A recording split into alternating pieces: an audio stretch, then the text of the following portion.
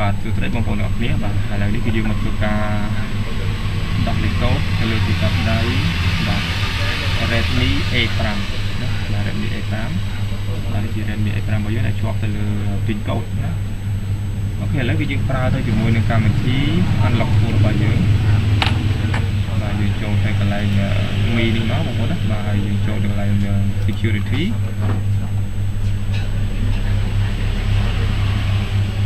ចាំតិចវារឿង slow បន្តិចហើយបាទហើយយើងដាក់ពាក្យថា A5 បាទ Redmi A5 នេះបងប្អូនណាបាទដល់នេះ Redmi A5 ត្រូវជាមួយនឹង Poco C10 C71 វាជាប្រភេទ SPD បាទ SPD ហ្នឹងជាប្រភេទ EC Speed Room បាទ Speed Room បងប្អូនណាអូខេអញ្ចឹងយើងចុចទៅលើវាមកហើយយើងធ្វើការ factory reset ណាបាទ factory reset យើងយកមកកន្លែងនេះហើយយើង factory reset មកបាទបន្ទាប់មកយើងធ្វើការបិទទូរស័ព្ទដៃហើយចុច volume ដកប្រភេទ speed room បាទនេះវាប្រាប់យើងនេះ connect test point or hold volume down អូខេបាទហើយយើងធ្វើការដោតទូរស័ព្ទយើងចូល home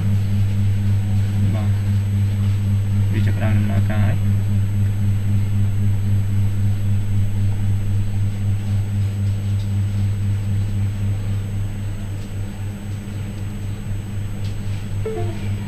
អូខេបាទ error user data អូខេដាក់មានចាប់ផ្ដើមចេញមក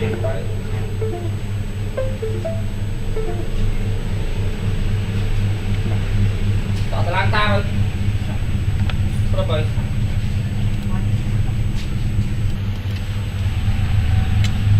ឥឡូវវាចេញជួសស្ដីមកហើយយើងឆេងភាសាវាទៅអ៊ីងគ្លីសអូយអត់ដាក់ Cambodia យើងធ្វើការ active វាទៅ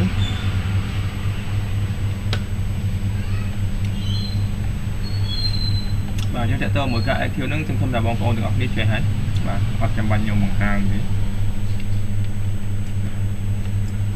បាទហើយវាឲ្យយើង set up offline ហ្នឹងយើង set up offline មកអូខេចាំវាឲ្យយើង skip យើងអាច skip បានណា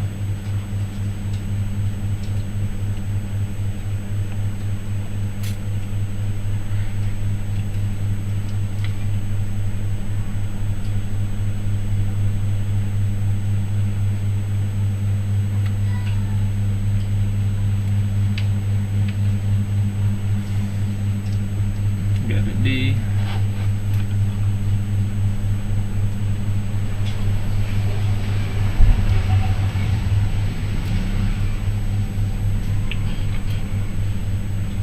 បាទសម្រាប់បងប្អូនថ្មីបាទដែលបានទស្សនាវីដេអូរបស់ខ្ញុំបាទសូមកុំភ្លេចជួយចុច Subscribe ម្នាក់មួយផងដើម្បីទទួលបានវីដេអូទាក់ទងនឹងការជួសជុលក៏ដូចជាដាក់កូដដាក់អីបន្តទៅមុខទៀតអូខេអញ្ចឹងរួចរាល់ហើយបាទប៉ុណ្ណេះអាចទីសុខបាន